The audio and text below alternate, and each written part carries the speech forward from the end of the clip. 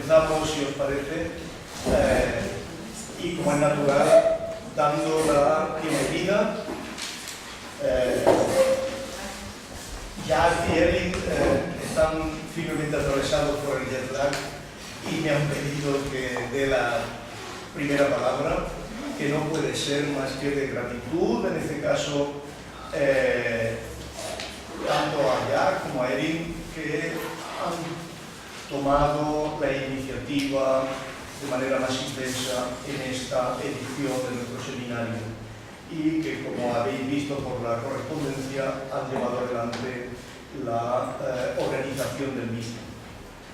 La novedad fundamental de este año, apoyada en la autoconciencia crítica del año pasado, es que se ha hecho todo en función de disponer de tiempo para las conversaciones, no tanto para las exposiciones preparadas por cada uno, sino para hacer pequeñas intervenciones de tesis, de posición, alrededor de las cuales podamos estar discutiendo el máximo tiempo posible. Supongo que tenemos vuestra autorización para grabar todo lo que se diga, excepto esto. ¿Esto también se está grabando? Esto no estaba previsto que se grabara, pero es la idea fundamental, como digo, ha sido desde el principio esta, y esperemos que de esta manera todo sea mucho más emocionante, mucho más vivo y posiblemente también mucho más creativo e innovador. Yo creo que es justo decir que en esta sesión, en esta edición, echamos de menos a Alberto. Alberto es naturalmente una parte fundamental de estos encuentros. Impulsó el año pasado de manera muy activa la reflexión sobre los mismos. En buena medida la construcción de este seminario, esta nueva construcción del seminario, se debe a sus planteamientos y a sus observaciones, y es muy de lamentar que justamente este año él no esté aquí, como sabéis todos, porque lo ha escrito por circunstancias familiares muy especiales, ¿no? Han tenido que venir a España varias veces por asuntos terribles, y creo que lamentamos, ¿no?, que esa circunstancia les haya impedido tanto a él como a Teresa estar aquí con nosotros. Afortunadamente tenemos las grabaciones, esperemos que le lleguen y que pueda disfrutarlas como si hubiera estado aquí. Una última observación: yo he reservado la comida acá.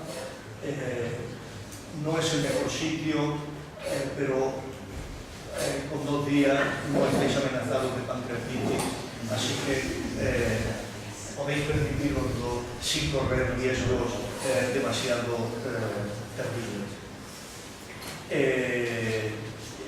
Yo he calculado para 25, seremos más o menos estos, así que estáis naturalmente todos invitados a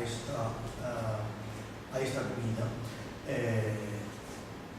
Espero, como digo, que nos permita seguir debatiendo cerca del escenario en el que estamos. Yo no tengo nada más que decir. Agradeceros de nuevo el esfuerzo que hacéis por venir acá,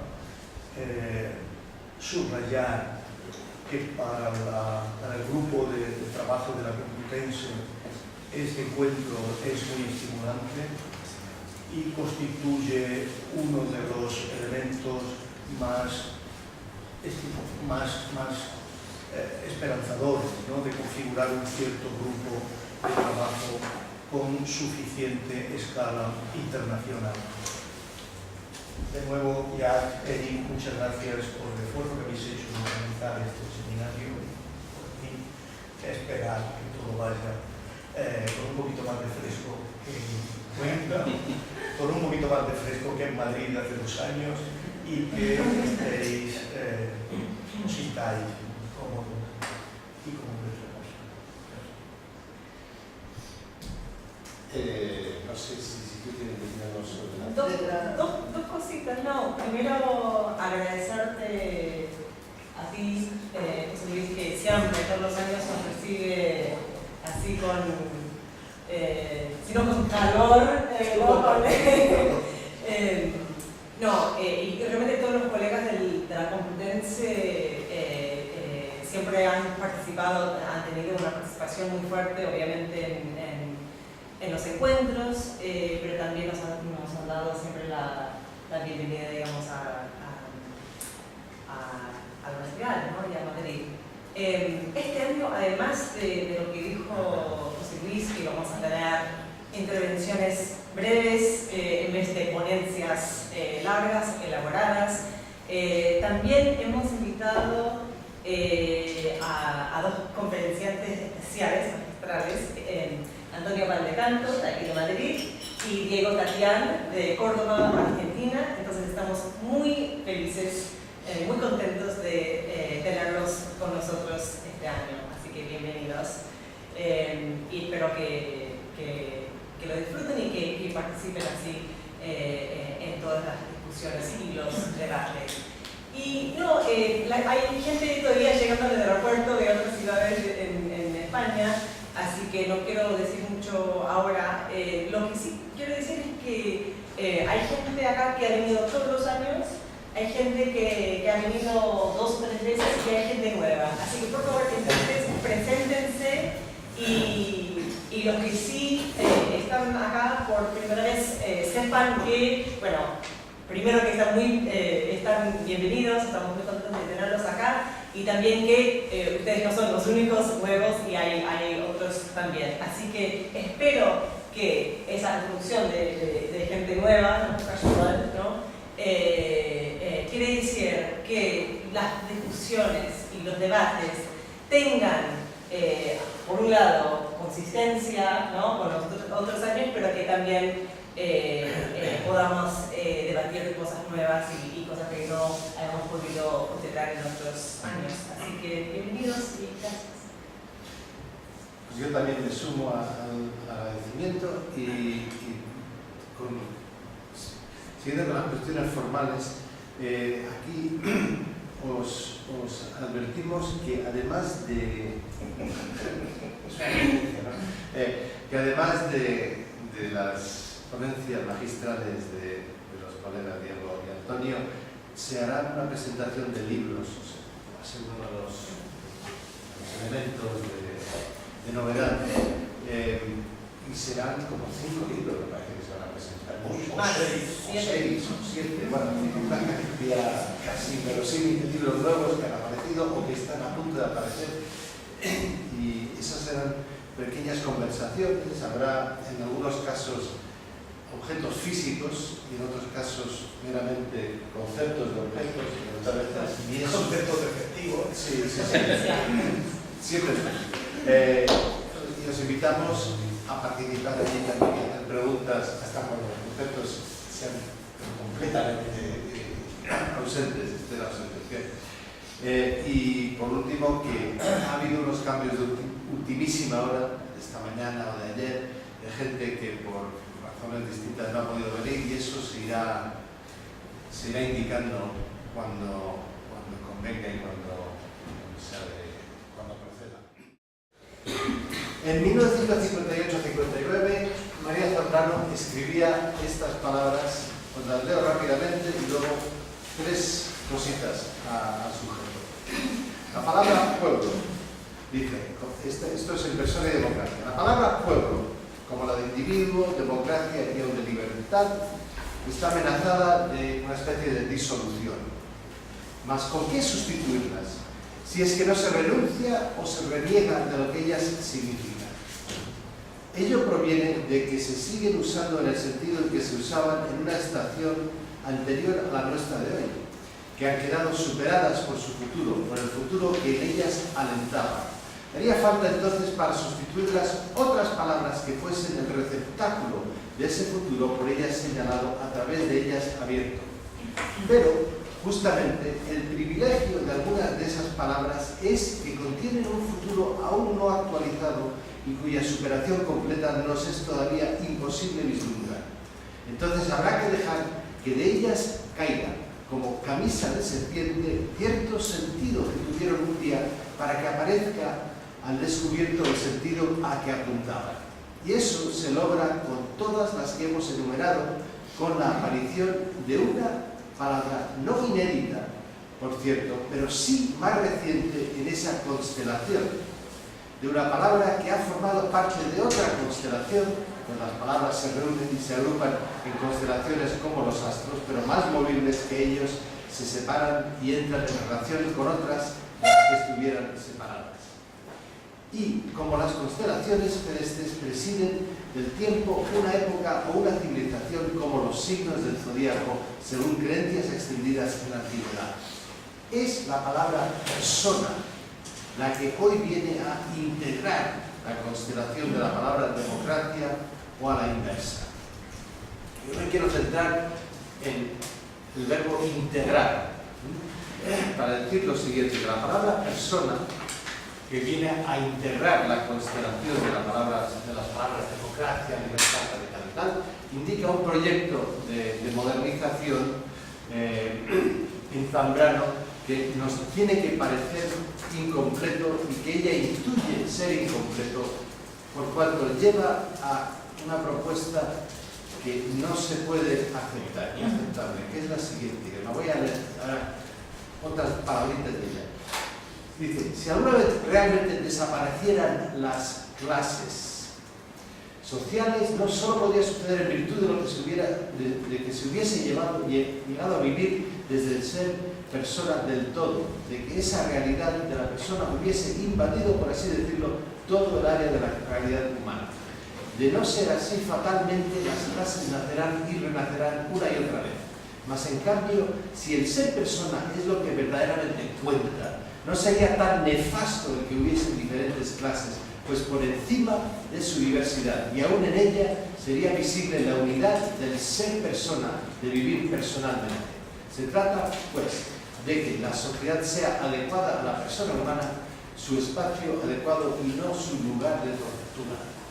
Entonces, si el movimiento de integración que propone para la constelación, digamos, de lexemas Zambrano pasa por el concepto de persona, lo que instala al integrar esa serie de conceptos es una mitología, una constelación, un zodíaco mitológico en el que el concepto del vivir personalmente y de la persona humana, es decir, un nuevo humanismo de base, toma el relevo de los antiguos humanismos y se presenta como una solución. Entonces, para nosotros, para mí, esto es inaceptable. Es decir, pensar que la persona humana es la forma adecuada de la sociedad, su espacio adecuado y no su lugar de tortura, me parece que nos remite a un concepto de un humanismo ya trasnochado, pasado e innecesario por otra parte. Entonces, se trata de pensar cómo crear términos o generar términos que sirvan no para integrar las constelaciones, sino para desintegrarlas, pero que remitan a un concepto de comunidad. O sea, una comunidad desintegrada mediante la actividad de los términos que se generan en ese espacio de una constelación defectuosa que formarían las palabras libertad, individuo, persona, democracia, etcétera, etcétera. Ese, me parece, es el proyecto nuestro de desintegración de las constelaciones que nos da una cierta modernidad que parece ya haberse cansado. ¿Vale? ¿4 minutos? Grande. 4. Venga. Ya, eso, por eso me callo. Pasamos a vosotros. Y ahora paso yo a tomar el mando y adelante. Bueno, buenos días. Yo, como el tiempo apremia, me he permitido hacer un esquemita muy didáctico. José Luis, por favor. Creo que para todos.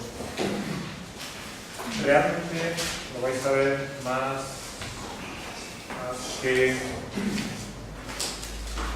un esquema, es estrictamente hablando en ocasiones de venir para acá, pues me propuse ya escribir un texto de más envergadura y más trabado, más trabajado. Y entonces lo que tenéis ahí es simplemente los apartados de ese paper, de ese artículo, con una selección de textos, con una pequeña selección de textos que a mi juicio son los que permiten sostener la idea que aquí os voy a comentar. Podría poner otros, pero bueno, escogí eso porque me parecen bastante significativos.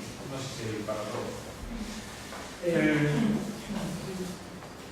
La idea central de lo que quiero decir es la siguiente. Es una idea que tiene que ver evidentemente bastante con mi biografía intelectual y presencia en el grupo de investigación de José Luis, que desde hace ya muchos años comenzó en Murcia, y en el cual, como sabéis, eso que de manera general llamamos metodología de la historia de los conceptos, metodología de la historia conceptual, pues ha estado siempre muy presente. El trabajo, o el intento al menos, del trabajo conjunto atendiendo a la historia social y al devenir de los conceptos, de los grandes conceptos políticos, ¿no? Y la retroalimentación, a nuestro juicio imprescindible, que se tiene que dar entre conceptos y historia, con toda la complejidad que eso acarrea y que sobra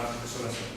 A partir de ese impulso, a partir de esa ubicación, de ese marco, que en gran medida es el marco en el que yo me muevo, pues me propuse tomar como excusa, como pretexto, la obra de Agamben, la ascendencia heideggeriana y schmittiana de la obra de Agamben, para identificar un estilo, una forma de hacer filosofía. Hablar así es un poco arriesgado, pero bueno, una forma de hacer filosofía, una forma de hacer trabajo conceptual, desconstrucción conceptual, que a mi juicio pues, presenta muchos problemas, presenta lagunas, presenta frentes que se prestan a la crítica y frentes problemáticas. Por eso lo he titulado Teoría sin historia. Digamos que Agamben, no solo Agamben, toda la constelación de pensadores que, algunos que sabéis las cosas que hago, yo tiendo a denominar pensadores impolíticos, ¿no? Pues evidenciarían, ostentarían este tipo de deficiencia que podríamos denominar teoría sin historia. Para construir el argumento, además de algunos de los textos que tenéis ahí reseñados de Agamben y, por supuesto, los textos fundamentales de Carl Schmitt y de Heidegger son relevantes en él, pues me guío por dos o tres textos de José Luis, uno que presentamos aquí hace poco, Teología Política Imperial, que tiene una introducción, como estuvimos viendo, pues especialmente intensa, un texto muy importante para mí, que se titula Problemas de método, y la última conferencia sobre Weber y Laclau. Y he enriquecido eso con la obra de un autor que se llama Dominique Lacapra, que tenéis también citado ahí, que desde una perspectiva diferente a la que yo me muevo, llega a conclusiones muy parecidas. Muy parecidas a la hora de enjuiciar esta teoría sin historia que él mete a más gente ahí, ¿no? De la Derrida, Lyotard, Abrahamson, por supuesto a Agamben, Derrick Jameson, mucha gente que ejemplifica esa teoría. En el primer apartado, pues, hablo de una influencia convergente que conduciría a tener una visión destinal de Occidente como destino de decadencia, como pérdida de un origen. En caso de Agamben sería de infancia, y bueno, también nos llevaría lejos. Y como destino y como continuidad de sentido, como las tesis conocidas de Heidegger sobre tradición de Occidente como tradición de decadencia, del nihilismo, y en el caso de Schmitt, el teorema de la secularización, estarían trabajando en favor de esa noción de continuidad que estaría presente en Agamben, con lo que acarrea, con lo que implica de subestimación, de desatención, de no hacer justicia a la especificidad particular de los contextos históricos en los que emergen los conceptos y para los que emergen los conceptos. Esto está explicado en el segundo apartado, desconstrucción y descontextualización de los conceptos políticos, donde lo que hago es presentar trabajo de arqueología, de desconstrucción arqueológica que lleva a cabo Agamben, donde radicaliza estas tesis sobre el destino de Occidente y sobre la continuidad a partir del teorema de secularización, que toma, entre otros, del estilo heideggeriano, abstracto, y del estilo schmittiano, que son diferentes. Esto lo despliego en esa ilusión de la prescindibilidad de la materialidad de la referencia, presenta ahí como hay un pensamiento, la filosofía que desatiende a las mediaciones conceptuales, desatiende a la representación, una filosofía que desatiende a las instituciones y al emplazamiento institucional del singular. Y quizá por subrayar algo, creo que os he reflejado un texto de Ninfas, donde hace todo un análisis Agamben muy bonito del panel 46 de Ari Warburg sobre la ninfa y la forma ninfa, donde él refleja ahí esa idea de la imagen, en este caso de la ninfa, como algo que atraviesa el tiempo, como algo que tiene que ser instanciado permanentemente y que corresponde a la imaginación, dice Agamben, del investigador, del erudito o del artista, el instanciar. Esto lo que permite a Agamben hacer es, al igual que la ninfa recoge en una constelación todas las instanciaciones de ninfas, no hay ningún modelo de ninfa, porque es el artista o el estudioso el que identifica detrás de cada aparición, emergencia particular, una aparición de la ninfa. Es el juego de la diferencia ontológica de Heidegger, esa tensión entre el ser y los entes. De la misma manera hace Agamben con formas, figuras como el campo de concentración. No habría un modelo original, sino que lo que es una matriz conceptual que ve reflejada pues, en la ciudad contemporánea, en cualquier sitio, ¿no? Esa liberación, esa emancipación del sentido, del significado respecto de los contextos, respecto de las instituciones, me permite de una manera libérrima el jugar con el pasado, con el presente, para ver sin ningún tipo de atadura a los contextos, ver emergencias de esa matriz, como puede ser, por ejemplo, el campo de concentración, del musulmán, de muchas cosas.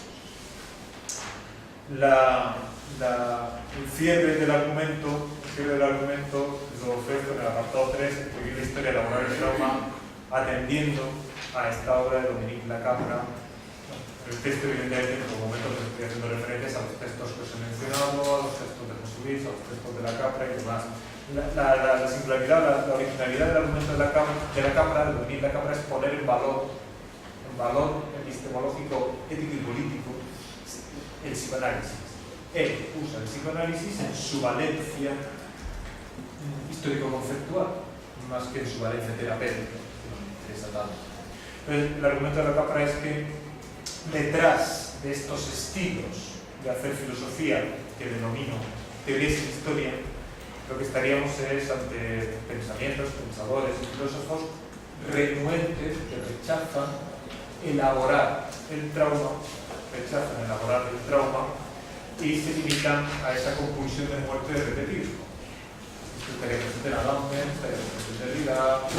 Hay una renuencia a elaborar el trauma, entendiendo por elaborar el estar en condiciones de ofrecer una articulación, una categorización respetuosa con las instituciones, que atiende a las posibilidades que la historia nos brinda para integrar el trauma, para montar una acción responsable, y que en lugar de, teniendo por elaboración eso, estarían más proclives a desarrollar estilos de escritura que se identifica como actinado, como reactualización, como repetición compulsiva y demás. Todo esto por el rechazo a incurrir en un pensamiento totalizador, que no respete el trauma y lo que tiene de insuperable y demás. Esto a juicio de la Cámara se debe al hecho de que hay una confusión en este tipo de filosofías entre ausencia y pérdida. Ausencia y pérdida. Identifican todas las pérdidas que son siempre realidades que remiten a acontecimientos históricos particulares, a ausencia de tipo estructural. Cada pensador de una manera, ¿no? Puede ser o bien de manera sustantiva una pérdida de un origen, ¿no? En el caso de la medida que permitiría la idea de la infancia, ¿no? Ese origen permanente, esa ultrahistoria que está siempre buscando, o realmente a una ausencia en el sentido transhistórico, respecto de la cual se juzga cualquier realidad particular histórica, y en esa medida sin respetar la singularidad histórica de la misma. Y creo que he sido exacto con el tiempo, y más o menos he dicho las cosas que quería decir. Muchas gracias. Bueno, buenos días. Estoy totalmente aterrorizada con los 10 minutos que empiezan a correr ahora. No, hace 20 segundos. Eso no me permite ni siquiera dar las gracias como corresponde. Quiero agradecer mucho a Erin, a Jack, a José Luis por organizar este evento, a José Luis muy especialmente, a la Literatura por posibilitarme esta vida, mi venida para acá. Y me alegro mucho de estar aquí y quisiera poder decirlo más lento. Segunda cosa, yo no, soy totalmente incapaz de decir algo significativo en 10 minutos, así que preparé algo para leer, para poder instalar un par de cosas que me interesa estar instaladas. Pero me gustaría hacer una mínima advertencia inicial. Voy a referirme al libro de Hannah Arendt sobre la violencia, pero yo no soy una arendtiana, no soy una especialista en Arendt, estoy leyendo a Arendt como una extranjera y eso me interesa, entonces hay un atrevimiento en esta propuesta, ¿no? Eso. Lo que voy a presentar tiene dos momentos, el primero muy cortito y el segundo más largo, ¿no? El primero, Hannah Arendt escribe y piensa sobre la violencia a fines de los años 60 en plena Guerra Fría. El dato respecto del contexto histórico-político en que escribe es determinante. El complejo estado de cosas al que remite ese contexto parece insinuar Arendt habría operado respecto del concepto y de la crítica de la violencia como una especie de líquido revelador. Había dejado expuestas características determinantes de la violencia y de su relación con el poder, que hasta entonces habían podido más fácilmente soslayarse o confundirse con otras menos decisivas. De esa situación histórico-política, Arendt resalta el exacerbado desarrollo de la técnica y en particular el desarrollo de tecnologías producidas con miras a una destrucción cuya escala sería capaz de cancelar todas las escalas. 2. Cito a Arendt. La verdadera sustancia de la acción violenta es regida por la categoría medios-fin, cuya principal característica aplicada a los asuntos humanos ha sido siempre la de que el fin está siempre en peligro de verse superado por los medios a los que justifica y que son necesarios para alcanzar. Hasta ahí la cita. Aquí quisiera detenerme en este peligro para leer desde él en 10 minutos la propuesta, o menos, ¿no? La propuesta y la singular apuesta de Arendt en este libro sobre la oposición poder y violencia. La violencia política se caracteriza siempre, según la tesis de Arendt, por su carácter instrumental, es decir, por ser un medio para alcanzar un fin.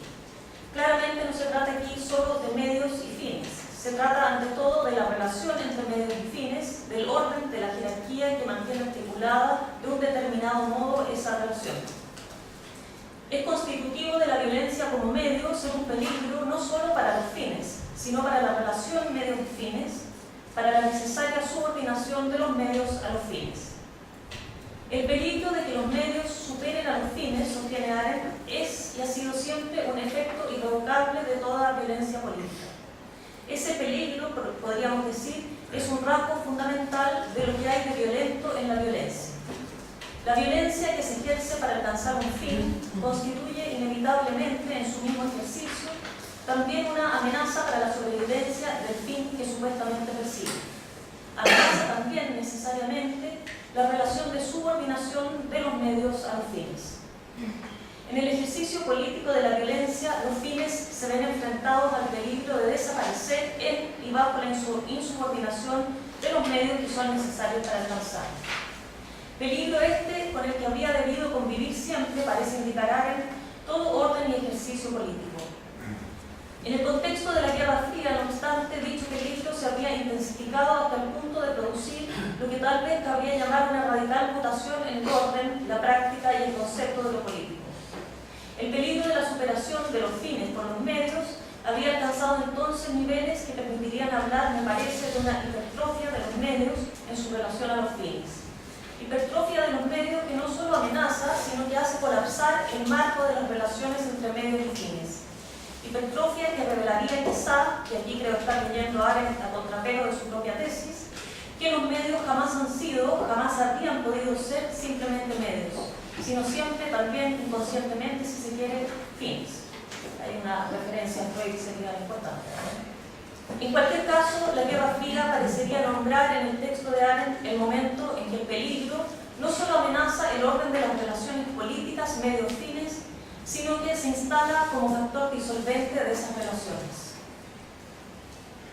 En el momento en que el potencial destructivo de la violencia como medio amenaza prácticamente ya no con desarticular tal o cual orden particular de relaciones entre medios y fines, sino con liquidar las condiciones mismas de existencia en las que han tenido y podrían llegar a tener lugar cada una y todas esas relaciones, en ese momento no cabría ya hablar de violencia política ni hablar de la violencia como medio.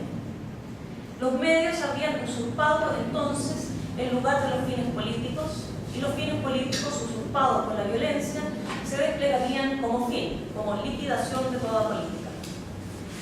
Sería justamente en este estado de cosas, me parece, el que llevaría a Arendt a instalar, a defender, a apostar tan tenazmente por la tesis de que violencia y poder no solo son dos cosas cualitativamente distintas, sino que radicalmente opuestas.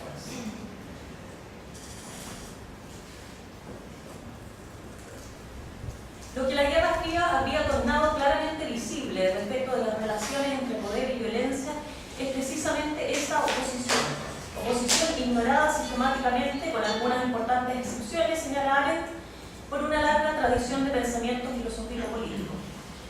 Si alguna vez pudo afirmarse, como lo hizo Clausewitz, que la guerra es la continuación de la política por otros medios, hoy sostiene Arendt, cito con algunos saltos, todas esas antiguas verdades acerca de la relación entre la guerra y la política y sobre la violencia y el poder se han tornado inaplicables.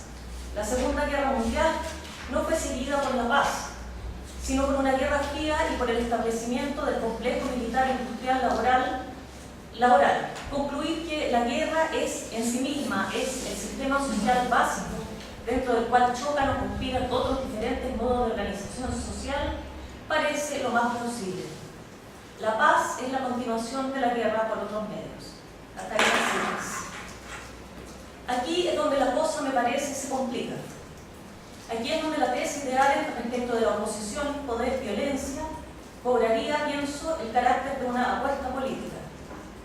Porque lo que este estado de cosas llamado Guerra Fría había puesto prácticamente de manifiesto al mismo tiempo es la condición actual bajo la que cabría pensar hoy el orden de lo político.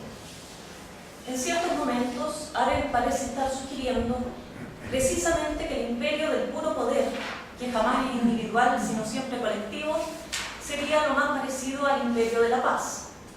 Sin embargo, tendríamos que suponer, a la luz de lo que ella misma expone en este libro, que lo sería siempre que el poder como fin no se haya visto superado por la violencia como medio para lograrlo. Y si el estado actual de cosas, según lo señala la misma Arendt, es más el de la indiferenciación entre paz y guerra que el de una distinción evidente, entonces ya no podemos saber bien dónde comienza y dónde termina el poder, y dónde comienza y dónde termina la violencia. ¿No resultaría sintomática en este sentido esta definición de la propia Arendt? Cito: la extrema forma de poder es la de todos contra uno. La extrema forma de violencia es la de uno contra todos. Hasta ahí la cita. ¿Cómo saber si lo que trabaja en el contra es en cada caso el poder o la violencia? En 9 minutos. Maravilla. Bueno, es increíble. Por lo menos es el contenido, es Sí, no, la forma, la violencia, no es todo. Bueno, tenemos como 3 horas para...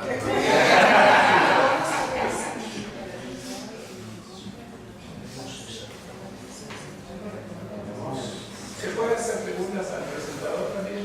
¿A Jack Nessler? ¿A mí? Sí, incluido. Sí, de hecho, Una pregunta.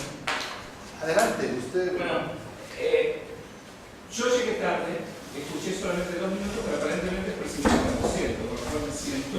Espera, parece que no te escuché. Que llegué tarde y escuché poco, pero aparentemente fue el 50% de todo lo que dijiste. Sí.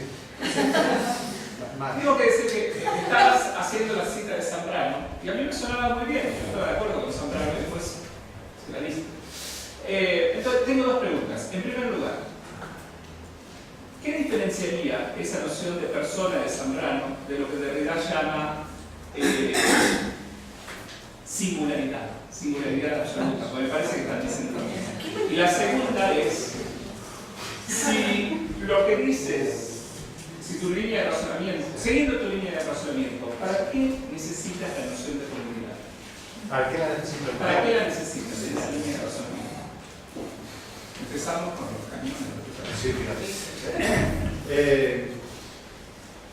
Yo estaría de acuerdo en decir que la noción de persona se parece a la singularidad absoluta y que padece, y que ambas padecen de una debilidad fundamental, que es que como conceptos buscan integrar un sistema, una constelación de conceptos ya usados, ya gastados. Y en ese caso, pues la singularidad me parece que tiene ese mismo defecto que el concepto de persona. Por eso no me gusta ni la persona ni la singularidad. Yo prefiero todo lo contrario, lo que sea eso. Y yo creo que aquí habría que destacar lo que decías tú, es decir, que este proceso de integración de constelaciones es lo que hay que buscar desarmar. Es un proceso que tiene un lado disciplinar, que tiene un lado institucional, político, y que tiene distintas formas en distintos momentos. Este proceso de integración de constelaciones. Entonces, si la desintegración de las constelaciones conceptuales es lo que buscamos, el concepto de comunidad que se instalaría, pues sería posiblemente otro modelo de integración de constelaciones, salvo que en este caso yo diría que el concepto de comunidad es un concepto de comunidad discursiva que reconoce el marco institucional en el que la creación de comunidad, de la integración de constelaciones se da como medida, digamos, parasitaria, momentánea, efímera, no trascendente, que al integrar desintegra dentro del marco de violencias y tal. Es decir, que es un concepto el de comunidad que me sirve como una especie de parche que pondríamos ante el proceso de desintegración. Sí, en esa línea un poco, pero yo lo que voy a hablar desde la inocencia, de mi ignorancia en el caso, lo quiero decir de esa forma fácil, ¿no? Pero se puede conectar entonces la idea de pluralidad que se ve tantísimo en Arendt, intentando conectar esta exploración de conceptos de la comunidad y igual como una complejización del concepto de pluralidad. Si hay una conexión, si lo ves, o cómo sería, o es posible, y también intentando pensar juntos. Sí. Que no has hablado mucho de pluralidad, pero siempre habla de la violencia, el poder, y también a mí me interesa mucho el distinguir entre la violencia y el poder. Ella lo hace como un punto, ¿no? En este ensayo lo hace como, sí, estos poderes, esto, violencia, es eso, pero tú al final has problematizado eso, has dicho que es más difícil de distinguir. Y yo también lo veo así cuando leo y lo veo hablando de más. Pero bueno, empezando también la constelación, la comunidad y la pluralidad. Sí, no, o sea, claro, todavía no sé bien cómo puedo incorporar la cuestión de la totalidad ahí, ¿no? En relación con lo de Jack, ¿no? Respecto de lo último, me puedo agarrar de eso para mencionar un par de cosas que quería mencionar. Claro, lo que me parece interesante de la operación que hace Arendt y complicado al mismo tiempo, problemático, es que ella estaría enunciando algo así como las condiciones, ¿no? Bajo las cuales podría pensarse hoy lo político, y lo político pensado justamente en términos de las relaciones entre violencia y poder. Y parece estar sosteniendo que en esas condiciones, ¿no? Condiciones que en ese momento se organizaban bajo el nombre Guerra Fría, claro, lo que ocurriría es una especie de indistinción entre el momento de la paz y de la guerra, una indistinción, si lo dijéramos con Benjamin, entre la excepción y la norma. Ya no se sabe cuál es la norma, cuál es la excepción, ¿no? El estado de excepción es la norma, diría Benjamin, sosteniendo más o menos lo mismo.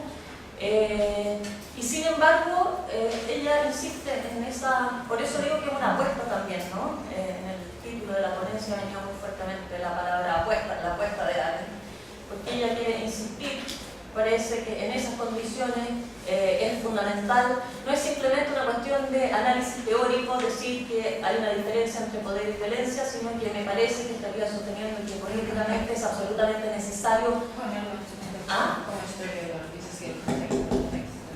Ponerlo en su contexto. Sí, exactamente. Entonces, en esta mesa hay diferencias un poco de la idea donde se mete la historia y el concepto.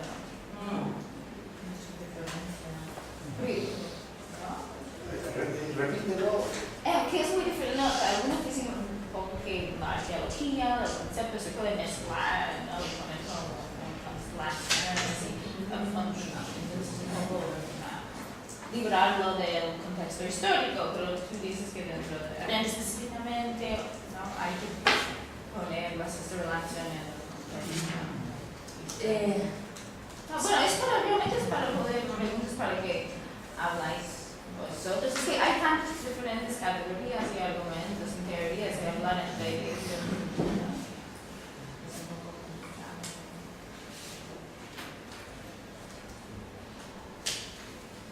A mí me chocó, vamos, que usaras la palabra constelación. Una forma bastante burda de crear una conexión, pero partiendo de la Capra, pensar el marco histórico en el que se enuncian ciertos conceptos me parece fundamental. Sin por eso querer reducir esos conceptos a una cosa, a un trauma que se pueda superar, sino vivir el trauma o aceptarlo. Yo creo que de eso se trataba, de la crítica a la noción de integración. La integración es una palabra que viene de la psicología más vulgar, ¿no? Se integra la personalidad amenazada por el trauma, hay que reintegrarla. Me parece una tontería, pero una imposibilidad y un efecto teórico importante de pensar aquello. Entonces, a lo mejor pensar cómo el proceso de mantener la personalidad desintegrada de una forma más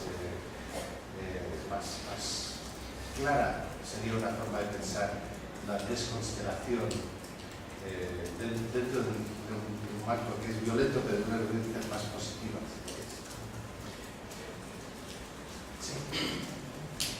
Yo he llegado a contar más tarde el tema, pero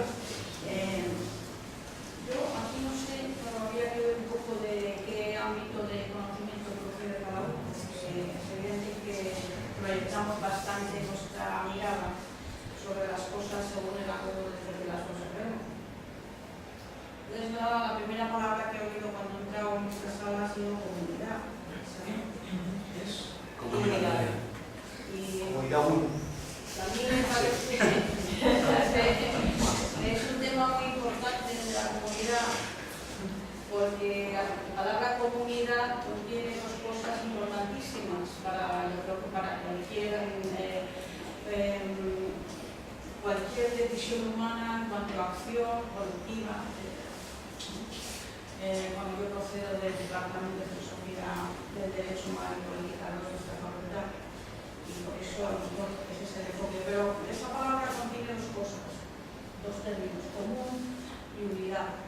Entonces, la acción no se puede plantear una acción humana, es decir, una acción dotada de logos sin unidad. Entonces, el problema que yo estoy observando hoy en día, evidentemente, claro, estamos cambiando de paradigma en muchos aspectos, político, por supuesto, también, no podría dejar de serlo porque es un factor de orden social, es, digamos, donde se traba, se deja ver cuál es el orden social.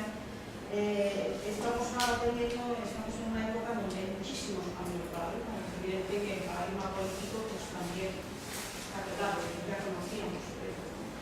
Yo creo que hay un proceso de naturalización que se capta en todo ello, pero aún así no creo que el ser humano pueda sustraerse a su condición de organizar, de aplicar sus logos al medio en que vive, y por tanto habría que ver un poco en qué cosas el paradigma político ha cambiado radicalmente o puede no dejar de cambiar radicalmente. Hay una cosa importante, por ejemplo, en la cita, un plano de pensamiento de Agamben, que me parece interesante porque él está dentro de esta tendencia neonaturalista, que me ha chocado mucho porque realmente es un poco complicado de entender. Dice la vida de las imágenes, pero un ser cuya forma compite precisamente con la materia, cuyo origen es indiscernible de su devenir, es lo que llamamos tiempo. Bueno, es muy complicado definir lo que es el espacio y el tiempo, es absolutamente complejísimo. Hay que saber también muchas cosas de física y matemáticas que a veces no se pueden comprender de forma inmediata. Creo que usted luego tiene un gran problema, que es el problema de los tiempos. Nosotros estamos viviendo ahora en una multiplicidad de tiempos que no nos permiten saber detectar cuál es el logo adecuado a cada tiempo y a cada circunstancia. Un punto de vista que puede sugerir todo esto.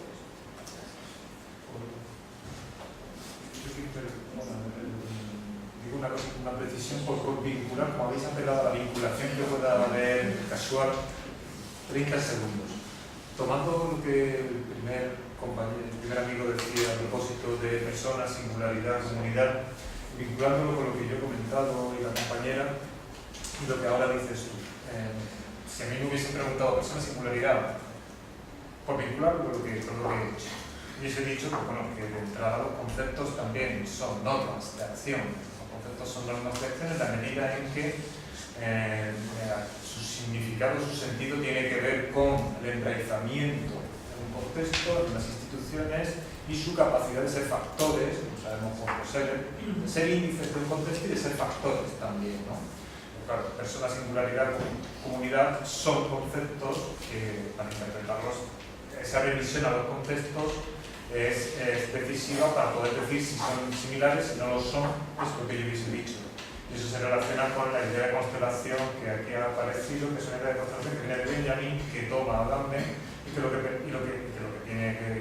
viene a hacer, uno de los efectos, es descontextualizar y permite que entonces el concepto baile y atraviese el tiempo, ¿no? como los vampiros, ¿no? Atraviesan el tiempo y los puedes proyectar hacia atrás, los puedes proyectar hacia adelante, y entonces ves la economía contemporánea en la teología de la Trinidad, ves el campo de concentración en un aula, ves, claro, porque está la constelación lo que anula la diferencia pasado-presente. Ahí yo creo que... Y ya digo, no quiero contar como no he dicho, yo entiendo, igual Zambrano entiende la constelación de esta forma, yo la entiendo de una forma algo distinta, ¿no? O sea que ese baile es un baile que solicita y que implica los contextos distintos en los que será la deriva, digamos, de un concepto hacia otro. Entonces, yo creo que eso no saca la constelación, el constelar no saca la constelación de la historia, sino que implica otras historias y crea multiplicidades de referencia. Estratos semánticos, si no eso todo o nada. Había muchas palabras. Hay muchas. Jorge pidió, luego José Luis, luego Ronald, y ahora estoy viendo Valencia. Y Antonio Valencia. Sí, rápidamente 3 observaciones. La primera ya, en la línea de la primera intervención en que se plantearon cuestiones, yo estaría muy de acuerdo en evitar estos conceptos enormemente cargados del campo moral, el concepto de persona y también el concepto de comunidad. Me parece que estaría en la misma constelación. Y entonces me plantearía por qué siempre que criticamos la desintegración de la sociedad volvemos a la vieja polémica de técnicas, comunitas, societas. ¿Por qué no admitimos las societas? ¿Por qué no renunciamos de una vez a las comunitas? Pero el gran problema es, y esta es la pregunta, ¿qué elementos tenemos para enfrentarnos a aquello que justamente estableció las societas, que va indisolublemente ligado a la desintegración, que es el capitalismo? Entonces, ¿qué elementos teóricos tenemos para resistir la desintegración que no sea toda la constelación semántica que nos remite a la comunicación? Esa es la cuestión. Alfonso, lo que te plantearía, estoy muy de acuerdo con que la política es mediación, la política es representación, la política es institución, también existe. El pensamiento de Agamben, tú lo has planteado magistralmente en tus libros, es un pensamiento por esto impolítico. Pero lo que cuestiona, y a pesar de todo, y estando de acuerdo con esto, no hay ahí una carga crítica enorme que el pensamiento político debe saber recuperar esta cosa. Elizabeth, creo que es efectivamente así. La violencia en alguien, a pesar de esa distinción analítica tajante, para mí valiosísima entre poder y violencia, ella admite que hay condiciones prepolíticas, como son las de la violencia, por ejemplo, la guerra, que pueden generar condiciones políticas, pueden generar, por ejemplo, la política, pueden generar ciudades donde se dé un espacio ya político. Entonces, el gran problema es la conexión entre violencia y poder, efectivamente. Política va ligada al poder. ¿En qué medida no lo condiciona ya de antemano? Creo que eso es lo que Weber denominaría pues, el pacto con el diablo, el pacto con el mal, que es absolutamente necesario o inevitable, digamos, no necesario, no, inevitable en el pensamiento político. Este es el lado maquiaveliano del pensamiento político, ¿no? Entonces, creo que hay elementos que debemos considerar que nos ayudan en esto y no podemos ir más allá de la ayuda, no podemos pedir garantías. Es un comentario que te sugiere un comentario. Y unas son las que nos ofrece la misma AMA. Por ejemplo, distingamos al menos las lógicas. Al menos sepamos que esta es la lógica de la violencia, que esta es la lógica de la política y no confundamos un punto. Creo que esa reserva analítica tiene consecuencias. Y es muy interesante. Y creo que también habría que replantearse toda la interpretación convencional de Maquiavelo, el fin justifica los medios, más bien con otras traducciones de excusa, en el sentido de saber distinguir. que está muy claro, de saber distinguir qué es política y qué no lo es. Lo que hace el político no es política, aunque puede ser muy necesario.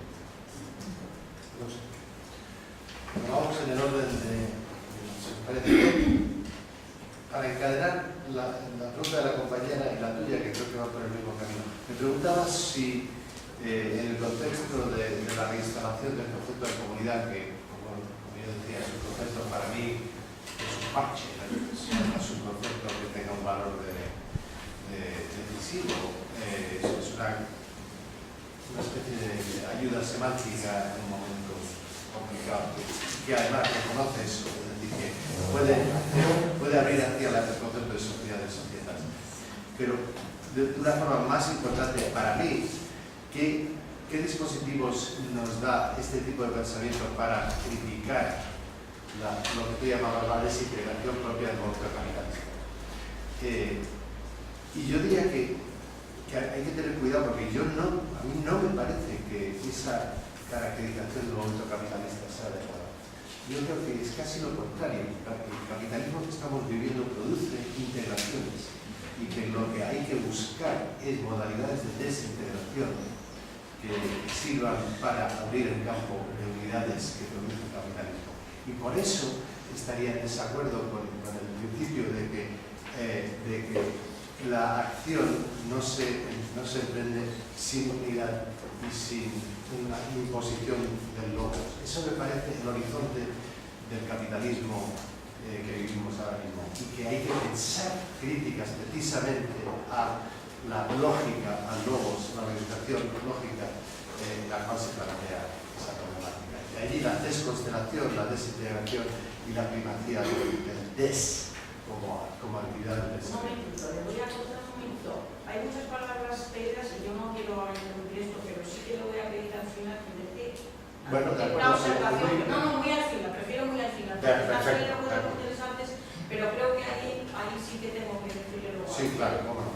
José Luis. Perdón, precisar eso de la integración capitalista. ¿En qué sentido integra? El capitalismo. Bueno, crea mercados, crea modalidades de traducción, de flujos y de equivalencias generales, de equivalencias abstractos, en esa medida. O sea, crea también desintegraciones en el ámbito social, evidentemente, y crea lo que se podría llamar desintegraciones de subjetividades que se convierten en máquinas de desear mercancía y tal y cual. Pero dentro de un marco en el que lo que prima es un concepto de mercado y de flujo y de intercambio que es de una unidad generalizada, diría. Y ese, bueno, sí, la lógica de la equivalencia, lo cual creo que también puede ser cierto, cuando quiere decir que no tienen componentes que reclamen una compensación, o sea, el término clásico. Y nada, completamente de acuerdo contigo, el momento impolítico no es superable, no se trata de una dialéctica que hay que superar, ni a los mucho menos desechable. Es lo que, por remitirme de nuevo a la cápsula, llama la hipérbole. La hipérbole, el pensamiento hiperbólico, Auschwitz en todas partes, también tiene su rol, su función. Excita la imaginación, identificas fallas que no habías visto, otra cosa es quedarse ahí, en ese momento. Pero esa acumulación, ¿no? Es decir, el capitalismo, la lógica es acumulativa. Entonces la acumulación va a producir siempre las dos cosas a la vez. Es decir, hay integración y desintegración, porque hay acumulación. Entonces pasa siempre por los dos, me parece a mí. Es decir, no se puede decir que ¿no? Es decir, hay integración y hay desintegración, porque hay acumulación, esa es la lógica. Entonces, es decir, siempre hay equivalencia plus, ¿no?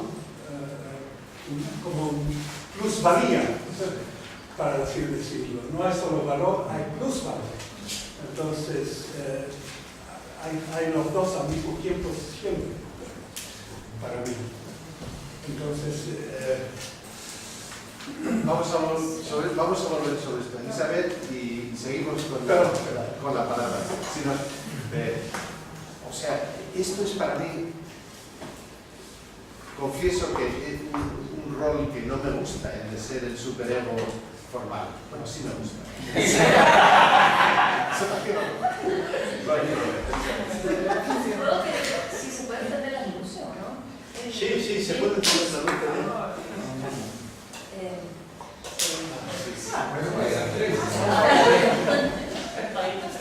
La luz hace calor. Es que ahora veo a Jorge y le puedo responder, si no, no. Bueno, tu pregunta, comentario, digamos, merecería que uno pudiera hablar media hora al respecto. Yo voy a aprovechar de decir un par de cosas que, claro, no pude incorporar aquí, pero que tienen que ver con justamente lo que mencionabas, ¿no? Por una parte, Arendt parece sostener que lo que nos puede aún salvar, entre comillas, es mantener esa distinción entre poder y violencia, ¿no? Es decir, que en este estado, en las condiciones actuales de cosas donde eso parece indistinguirse, es fundamental mantener esa distinción. Me parece, digamos, leer eso en ella.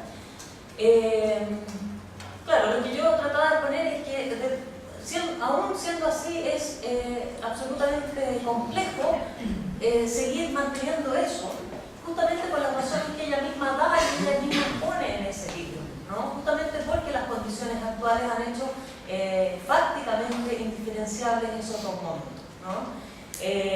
Y quizá un momento clave de la diferenciación que ella instala, obviamente, es la diferencia medios y fines y la relación de subordinación de los medios al fin, ¿no?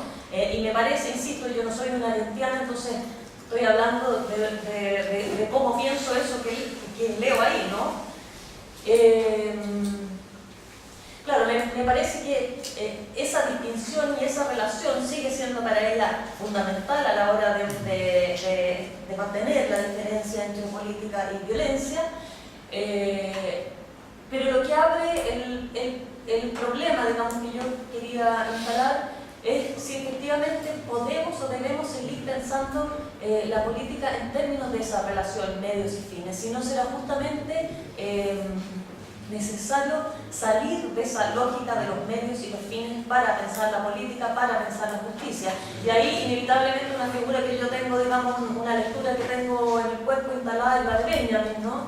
Benjamin estaría pensando justamente el orden de la justicia como un orden que sale de la estructura, de la lógica de la economía, de la relación entre medios y fines y de la distinción medios y fines como una distinción, por decirlo así, que sería la base del pensamiento de lo político, ¿no? En el caso de Benjamin, de la justicia.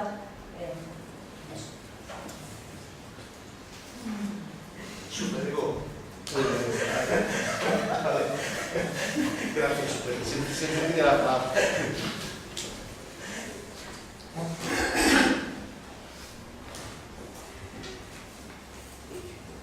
Yo comprendo la respuesta que le has dado a Horacio, ¿no? Tenemos una idea de partir de algo previo, un supuesto, mundo de la vida, comunidad, lo que quieran, para justamente dejar ver la posibilidad del singular, la posibilidad de esa propia destrucción, ¿no? Tu explicación sería justamente no confundir las realidades con estos supuestos semánticos de los que tenemos que partir, ¿no? Yo creo que efectivamente el texto de Zambrano tiene dependencias que lo hacen muy difícil de asumir, ¿no? Y comprendo esta dimensión específicamente de supuesto del punto de partida comunitario. Ahora, mi pregunta es ¿por qué tenemos que prescindir del concepto de constelación cuando somos autoconscientes de lo que eso significa, ¿no? Porque el concepto de constelación es mucho más débil que el concepto de concepto, ¿no? En realidad es lo que nos permite tener una estrategia igualmente deconstructiva respecto del concepto, ¿no? esa constelación, ¿no?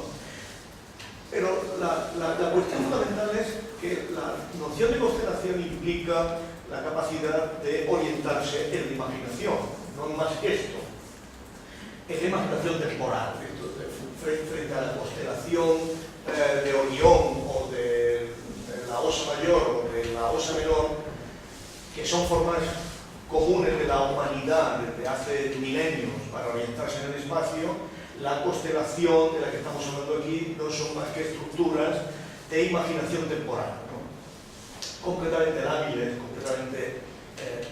la pregunta es, mientras tengamos necesidad de orientarnos, quizá la constelación sea necesaria. La pregunta sería, ¿tenemos necesidad de orientarnos? ¿Tenemos necesidad de orientarnos en el tiempo? Y la respuesta la hago yo, en cierto modo. Mientras exista capitalismo, tenemos necesidad de orientarnos en el tiempo, porque mientras exista el capitalismo, tenemos un medio hostil, ¿no?, en el que permanentemente andamos destruidos, ¿no? En este sentido parece evidente que el capitalismo nos hace que sigamos siendo animales inadaptados, ¿no?, por la propia destrucción creadora, por la propia... y en este sentido el capitalismo es un seguro de continuidad antropológica, por decirlo así. Nos sitúa en un medio, ¿no?, en el que todavía tenemos necesidad de algún tipo de orientación, algún tipo de... Pero claro, esto podría ser llevado adelante en relación con el trauma ya. Si el trauma es lo que hemos pensado siempre que es el trauma, entonces el trauma es una situación en la que no se puede permanecer. El trauma es definido de manera intensa como aquella situación en la que no se puede permanecer, de entrada, ¿no? Una estrategia que lleve demasiado lejos tu propuesta, yo casi diría que es casi sintomática de un ser demasiado adaptado, de un ser demasiado ignorante de traumas, ¿no?, ignorante de realmente, ¿no? Y sobre esto es lo que me gustaría reflexionar, ¿no? Por cierto, el capitalismo, Elizabeth, es la superación de la lógica de los medios fines. El capitalismo es un medio y el capitalismo es un fin. Esto es justamente la guerra por otros medios, pero una guerra por otros medios en que el medio es al mismo tiempo el fin. O sea, el capitalismo es el medio con el que se hace la guerra, pero no se hace la guerra con otro fin más que de mantener el equilibrio. O sea, que desde este punto de vista, la situación nos lleva, ¿no?, a la problemática de pensar en capitalismo, pensar en serio el capitalismo, en la medida en que el capitalismo nos permite seguir siendo seres históricos, queramos o no queramos. Sí. O sea, teoría sin historia, teoría sin historia en la medida en que olvidemos el capitalismo, que es permanentemente. Si os parece, recogemos preguntas y luego nos analizamos. Sí, yo creo que estaba a mí. Ronald, Sí. Antonio, Valeria. No, te hubiese seguido el turno, Carlos, pero mis preguntas van directamente en la estela de las de José Luis. Disculpen que me perdí la primera parte porque mi vuelo se retrasó 2 horas y además no he dormido, así que acabo de llegar con mi maleta allí. Simplemente quería hacer como 2 o 3 preguntas que tienen que ver con más verdaderamente la estela de las que hiciste, José Luis. Una que tiene que ver con la cuestión de la constelación del concepto, y no estaba aquí para ver lo que aconteció en tu paper Jack y en tu paper Alfonso al respecto, pero sí me pareció curioso, por lo menos simplemente pensando en la definición benjaminiana de la constelación, me pareció curioso que el debate entre ustedes fuese entre la constelación o la desconstelación, o entre, por ejemplo, si hay contextualización en la constelación o si hay dispersión en la constelación. En la medida en que, al menos como yo entiendo a ver, disculpen, aquí está Marco Mecles. No, me están llamando por teléfono. Marco Mecles me está llamando por teléfono. En la medida en que la constelación acontece, primero tiene un carácter de acontecimiento y por lo tanto no es, digamos, una estrategia ni tan siquiera un modo genérico de escritura alternativa de la historia en la que el historiador tira las cosas para aquí, tira las cosas para allá, descubre conexiones. La constelación, el índice de su autenticidad, Benjamin lo piensa como el momento del tiempo de la verdad que implica precisamente la muerte de la intención. Y en la muerte de la intención lo que acontece es que la subjetividad misma del historiador pasa a formar parte de un momento que es ni personal, ni comunitario, ni singular, es un momento impersonal, de despersonalización, forma formar parte de la misma constelación que supuestamente él estaría viendo de modo exterior, que es donde está el índice mesiánico de que hemos sido aguardados, ¿verdad? Que hay esa cita secreta. Entonces, no sé, me pareció que a partir de esa noción de constelación podríamos haber repensado un poco todo el debate de la comunidad y la singularidad de manera diferente. Entonces, simplemente quería decir, con la cuestión del trauma, yo no sé hasta qué punto, José Luis, estoy tentado a estar de acuerdo contigo, pero no sé.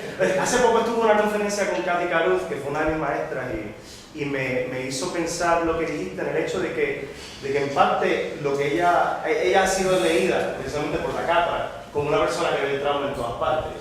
Y lo que Katy Caruz ha estado haciendo todo el tiempo, yo estoy completamente de acuerdo con ella en ese sentido, y creo que es por lo correcto, por lo menos es más interesante lo que hace, es mostrar que el trauma es una situación insustentable, o es una situación insustentable como la producción de una suplementariedad de la verdadera insustentabilidad de la supervivencia.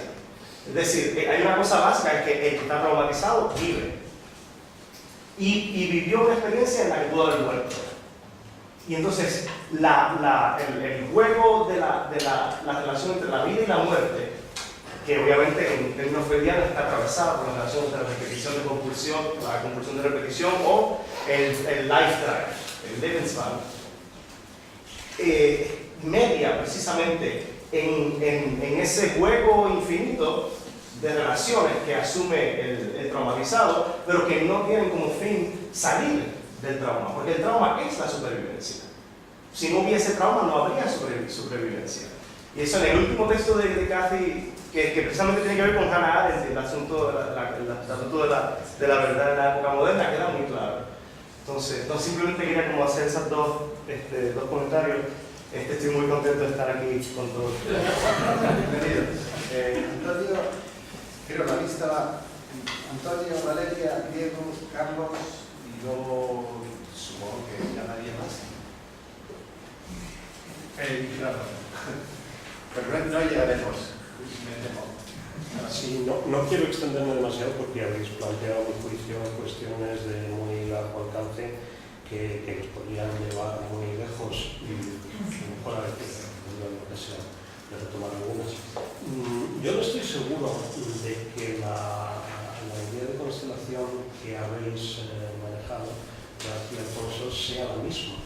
Incluso me parece que son hasta cierto punto incompatibles la una y la otra, ¿no? Claro, cuando tú hablas, Jacques, de desconstelar los conceptos usados por Zambrano, generalmente el de persona, yo no puedo estar más de acuerdo. En general, estoy completamente de acuerdo con todo lo que has dicho. El texto de Zambrano a mí me parece un texto profundamente decepcionante y pues, lamentablemente merecedor de una lectura tan cruel como la tuya, ¿no? Lo que pasa es que Zambrano nunca es decepcionante del todo. Has leído la cita, que yo creo que es magnífica, de las camisas de serpiente, ¿verdad? Que van dejando por ahí van dejando camisas de serpiente cuando experimentan mudas, ¿verdad? En beneficio de un significado futuro en el que conviene confiar. Bueno, yo quizás tenga menos confianza que Zambrano en estas posibilidades de significado futuro de las palabras, en esta especie de promesa de futuro que las palabras van dejando. Quizá a lo que estemos condenados es a desempeñarnos con ese objeto tan, por otra parte, tan repugnante, al menos para mí, como son las camisas de las serpientes cuando están abandonadas fuera. Seguramente todos los usos de las palabras corresponden a camisas de serpiente o a trozos de camisas de serpiente abandonados por ahí, ¿no? Y entonces resulta francamente curioso, ¿no? Comparar esta imagen del resto que deja la serpiente que por otra parte pues es una imagen muy barroquiana, ¿no? Con la idea del Pathos Fogman, ¿no? Es decir, es todo lo contrario. Es decir, el Pathos Fogman es algo sorprendentemente vivo, es algo que manifiesta una insospechada vida póstuma de algo remoto en el tiempo, mientras que la camisa de la serpiente es justamente todo lo contrario. Y puede ser algo muy reciente, pero sin embargo está completamente abandonado ahí y muerto en mitad del camino, ¿no? Desconstelar los conceptos, claro, en el sentido de Jacques, probablemente sea constelarlos, en el sentido que Campbell hace su. Probablemente tú estés abogando por cierta clase de descontextualización, de sacar a los conceptos de esa especie de racimo mostrenco en el que están agrupados y donde van unos con otros bloqueando cualquier uso inteligente. Y eso puede llevarse a cabo precisamente mediante aquello que Benjamin llamó constelación. Entonces aquí la palabra constelación probablemente nos estaría teniendo una trampa sin necesidad de entrar en el tercer sentido, que es otro distinto, que es el que ha planteado José Luis, que es aparte muy fecundo, ¿no? La constelación en el sentido literal de la palabra, cuando la vemos en el cielo por la noche para orientarnos, ¿no? Ese cielo estrellado sobre mí que bueno, pues, se puede prestar a toda clase de interpretaciones confundentes porque las constelaciones también desorientan, quizá, ¿no? Bueno, no me quiero extender más porque creo que hay muchos elementos aquí en juego, ¿no? Y tan solo una observación, bueno, muy deslavazada y muy rudimentaria, ¿no? Como concepto de persona en esto es característico, el juicio es un concepto inutilizable, es un concepto que lleva toda la razón, que su desgaste probablemente sea definitivo. Esto le pasa a muchos más conceptos, pero hay algo curioso aquí. Este desgaste de las palabras suele afectar más a los términos positivos, a los términos edificantes, a los términos humanistas, a los términos con los que uno a veces estaría dispuesto espontáneamente a identificarse, más que a los términos malvados, más que a los términos negativos, más que a los términos odiosos o siniestros, ¿no? Lo que hace Arendt con el concepto de poder es completamente distinto de lo que Zambrano se propone hacer con el concepto de persona. Poder es un término malvado. Poder en la tradición es un término contra el que hay que estar, contra el que el pensamiento se revela. Y lo que hace, por el contrario, es en cierto modo rescatable, ¿no? Es proponer un uso sorprendente de la palabra poder, que quizás se había quedado ahí como la camisa de una serpiente, pero que venciendo el asco que va a coger un objeto como ese, bueno, se toma entre las manos y muestra la posibilidad de usos con los que no se contaba, ¿no? Bueno, creo que, como decía, acabo ya, del todo habéis planteado muchas cosas y me parecía que este hilo estaba ahí presente, ¿no? Uniendo las tres disertaciones nuestras. Sí, se ve que el almuerzo va a ser importante para esto, porque hay que continuar. Valeria, ¿sigo recogiendo o queréis que hagamos una pausa para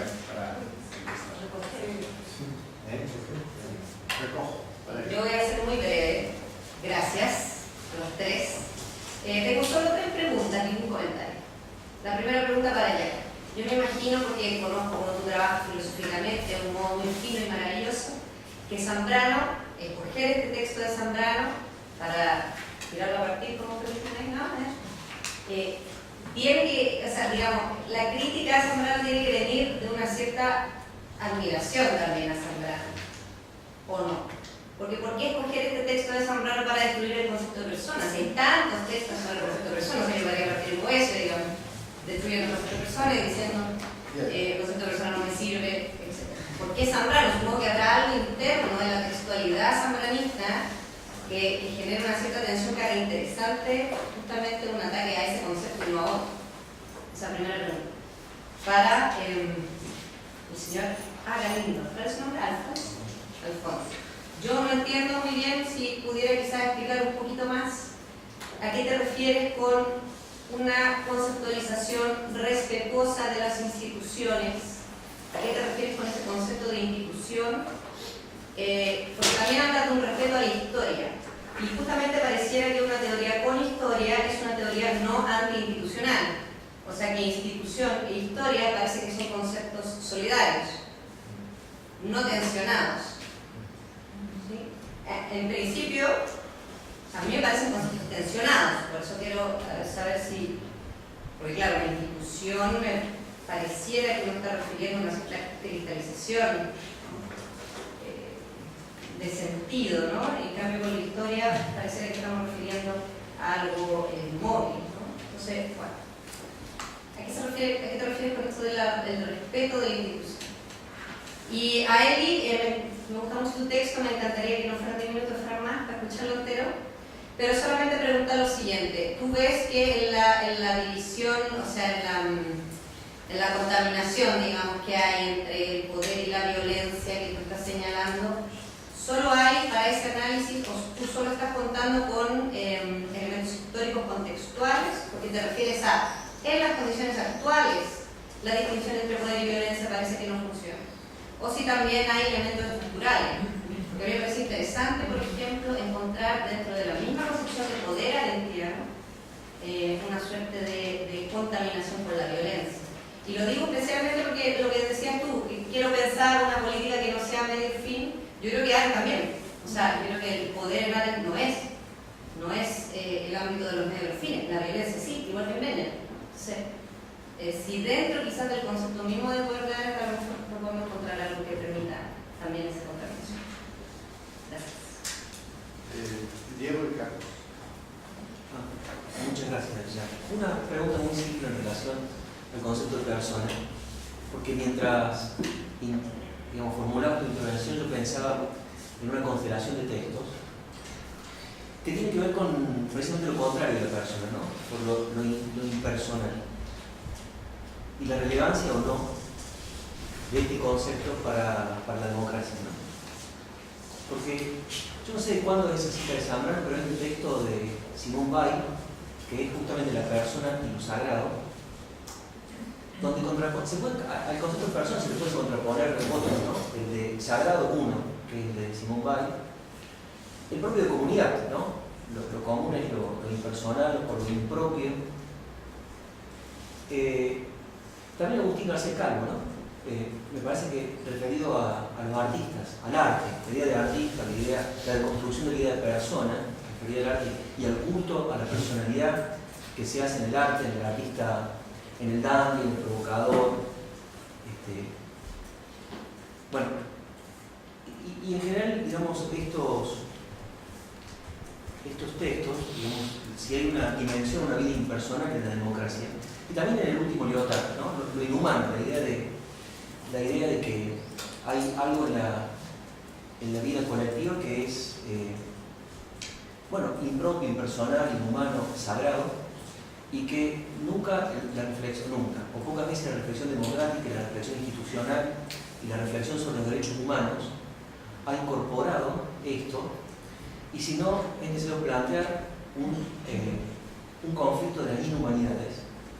Por una parte, la inhumanidad de la técnica, el capitalismo, lo que arrasa la vida de las personas, versus la inhumanidad impropia, lo infantil, lo que no madura, lo que más que desintegrar desvanece lo que por un momento cobra cuerpo.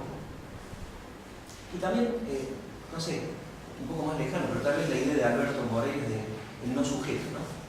O el no sujeto de la política. Todo eso que está ahí. En fin, la pregunta concreta es si, digamos, si esta idea de un propio en la sociedad conmueve las instituciones democráticas y la reflexión de los derechos humanos, que es de alguna manera el núcleo ideológico del liberalismo, ¿no? Por lo menos la primera generación, y cómo incorporar lo contrario a la persona, incorporar a la reflexión, digo, no a la constelación en todo caso, que es toda esta dimensión que bueno, puede ser designada, aludida con estas palabras. Si te parece relevante la alusión a esto, ¿no?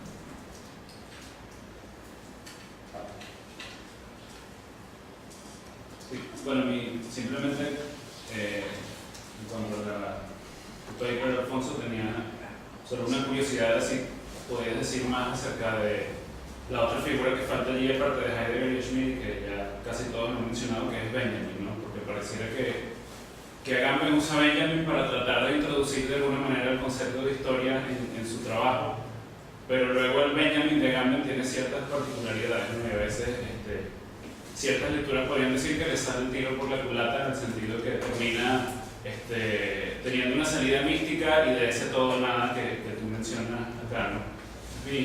Mi curiosidad era si podrías decir más acerca de si tú piensas que esto es así o si piensas que hay salvación para Agamben al introducir a Benjamin. Tu cita ahí en la de Ninfas, por ejemplo, habla, es un ejemplo de eso, ¿no? Esa introducción de Benjamin allí como una forma de tratar de dar una dimensión histórica al argumento, ¿no? Y quería saber más o menos qué pensabas acerca de eso. Gerardo tenía la última pregunta y luego yo como presidente de esa voy a dar unos 7 minutos de tiempo de los 15 que había. Sí, no, muy breve. También era una pregunta, quizás porque en otra dimensión para Alfonso, que es si, no sé si lo trabajas en el ensayo, pero es si no te parece que el propio método de Agamben, ¿no? La arqueología, quizás la constelación que mencionaba José Luis, está bien, es imposible de no aceptar en la modernidad, pero quizás el problema de Agamben sería que esa constelación aparece sublimada en arqueología, ¿no? En una historia de principio, ¿no? De mímesis, de teoría sin historia, ¿no? Y entonces mi pregunta es que esa arqueología al final termina, como sabemos, en el uso del cuerpo en una anarquía, ¿no? Una especie de política como ratio última, y esa es quizás el déficit de la democracia en Agamben, ¿no? ¿Cómo es que para algunos pensadores, de ahí estaría Schulman también, ¿verdad?, que hacen una especie de negación del arjé, pero manteniéndose en relación con él, ¿no?, con el principio, tienen que necesariamente entonces dejar a un lado, suspender la democracia, ¿no?, o irse, como un chiste que le escuché una vez a José Luis, ¿no?, irse a la poli, pero donde, como creo que citabas a Weber, ¿no?, donde ni un comunista pudiera vivir un solo día en la poli griega, ¿no?, porque es una cosa imposible, o sea, no hay vida, falta el mínimo antropológico. 7 minutos. ¿Qué piensas tú de aquí? No. 2 minutos y te digo 20 segundos. Ya, bueno, voy a hacer algunos comentarios muy mínimos respecto de cosas que he escuchado, digamos, en la conversación y que de alguna manera, no sé cómo, creo que se vinculan con la respuesta que pensaría para Valeria, ¿no? Respecto a la cuestión del trauma, me pareció como muy interesante esa cuestión de que el trauma es una situación en la que no se puede permanecer. Pensando esto desde Freud, ¿no? También uno podría decir el trauma es la situación en la que siempre permanecemos sin saberlo, porque en el momento en que, o sea, que siempre nos trabaja, por decirlo así, sintomatológicamente, sin que lo sepamos, hasta que lo trabajamos, ¿no? Y ahí, entonces, nada, bueno, me parece interesante pensar esa tensión entre esos dos, es aquello en lo cual no podemos estar y sin embargo es aquello en lo cual estamos siempre sin saberlo hasta que lo sabemos. Luego, claro, respecto de que el capitalismo sería la superación de la lógica medios y fines, de nuevo, sí, pero también no, en un sentido de que quizá uno podría decir que el capitalismo es la destrascendentalización de la lógica, de la lógica de la relación entre medios y fines, pero al mismo tiempo es la instalación como fetichista de esa, y permanente, fáctica, de esa lógica, ¿no? Bueno, no puedo extender mucho sobre eso, pero le daría una vuelta a ese punto. Y respecto a la pregunta así como muy directa e importante de Valeria, sí, hay diferencias claramente entre poder y violencia en áreas, me parece, desde lo que yo logro leer, insisto, que no son simplemente, no tienen que ver simplemente con una cuestión de contexto, ¿no? Que son estructurales. Y partiría por citar justamente para insistir en el problema también por el que preguntaba Jorge, ¿no? Diferencias estructurales, dice Arendt en este texto, insisto, estoy leyendo a Arendt como una extranjera, no como una erudita, ¿ya?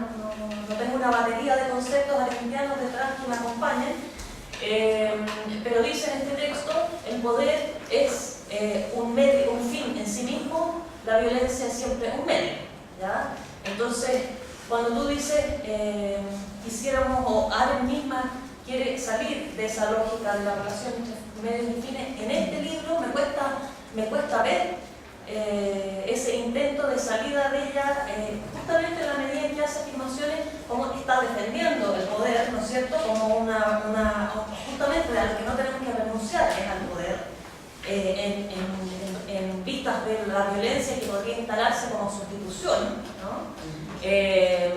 Así que de ningún modo renunciar a eso, pero no es posible no renunciar al poder sin mantener, creo, no sé, ese es mi, ¿ya? Sin mantener instalada la lógica de la relación entre los medios y los fines, porque justamente lo que define al poder en su diferencia radical con la violencia es que el poder es un fin en sí mismo, ¿no? Y la violencia es siempre un medio para lograr un fin, ¿ya? Por ejemplo, en la frase que yo mencionaba al final, que estoy comiendo los 7 minutos, perdón, solo esto, la extrema forma de poder es la de todos contra uno, ¿ya? Ahí hay una definición estructural de nuevo, la extrema forma de violencia es la de uno contra todos.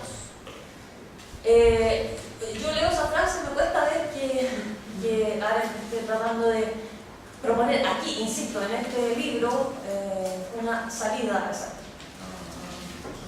¿Dónde, digamos, Bueno, me habéis planteado respuestas directas, intentaré en 2 minutos escasos hacer una pequeña reflexión a ver si hago justicia a la riqueza que me habéis planteado. No sé si voy a estar en cosas. Probablemente sea cierto que en Agamben habita un uso interesado, en el mejor sentido de la palabra interesado, de las epistemologías y de las teorías del conocimiento, de la teoría de la experiencia de Benjamin, de Alvarado, de la arqueología de Foucault, en función de sus intereses, y que de esa problemática mezcla que trata de satisfacer muchos paladares y que esa problemática mezcla vive las críticas que los Foucaultianos hacen a Agamben, los benjaminianos hacen a Agamben, probablemente el uso que a mí me interesa. Hay una presencia de la constelación, probablemente en el sentido que ha comentado José Luis, de orientación subjetiva. Ya a veces creo con que ahí sus análisis de la Ribarbu y de los paneles de la memoria podría asemejarse a eso. Hay una presencia también de esa teoría de la experiencia de la constelación como lo que se impone y constituye al propio sujeto, no sería tanto algo que construye la intencionalidad del historiador o del artista, sino algo que lo constituye a él y se le impone. Hay también un sentido que a mí me interesa, que lo he visto, lo he recogido en la carta, de de la constelación en el sentido de falta de respeto a la particularidad de la historia, en el sentido más banal, ¿no? más directo, ¿no? En el sentido de uso de la historia y de los acontecimientos históricos a título meramente de ilustración del argumento que a mí me interesa. También hay algo de eso, y hay algo de arqueología, pero una arqueología que presupone un origen que se ha perdido. Y que yo aquí, de una manera un poco rápida, he remitido a la idea de la infancia. De la infancia, por eso a veces mudamos la historia de los conceptos y la arqueología de Agamben en una antropogénesis que pone en cuestionamiento toda la tradición occidental y la constitución de la humanidad a manos de la biopolítica soberana occidental. Todo esto él lo hace, por hacer justicia a la pregunta que me has hecho tú, con un uso de la figura de la asignatura y del paradigma, donde se evidencia este rendimiento de la ausencia de una institucionalización. Entendiendo por ausencia de momento de institucionalización, por resumirlo mucho, una voluntad, yo siempre he detectado en la Agamben, y por los amigos que hay aquí con los que he hablado de eso, una renuencia a ¿cómo decirlo? No hay momento, no rescata para nada la negatividad. Entiendo por institución negatividad, y por historia también. Negatividad de la referencia, negatividad de lo particular, negatividad del sentido del concepto, límite, negatividad. Todo en Agamben es positividad, afirmacionismo, como mucho la idea de, que para mí la refleja mejor Badiou, de sustracción. Por no hablar de negación, de abiertamente defensa de la negación, de la negatividad, en ese sentido limitante, en ese sentido constituyente. En ese sentido, de no quedarse en el momento constituyente, sino avanzar el pacto con los momentos constituidos beberianos que aludía. No sé si detecto todo eso tanto en los diagnósticos, en la historia conceptual de Agamben, en la arqueología de Agamben, como en todo lo que podríamos llamar prognosis, alternativas, sugerencias, esa renuencia a pactar con la mente. Bueno, no tengo tiempo de decir nada. La nada que diré es la siguiente.